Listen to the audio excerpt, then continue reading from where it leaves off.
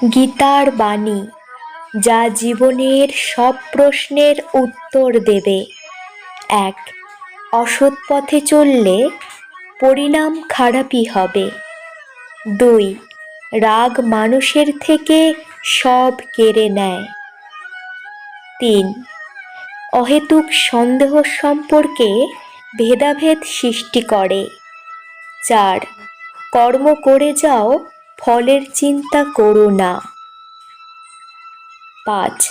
যার নিজের মনের ওপর নিয়ন্ত্রণ নেই, তার মনই তার জন্যে সবচেয়ে বড় শত্রু। 6. কাম, ক্রোধ আর লোভ ত্যাগ করুন। 7.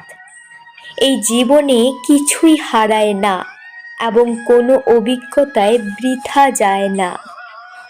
8.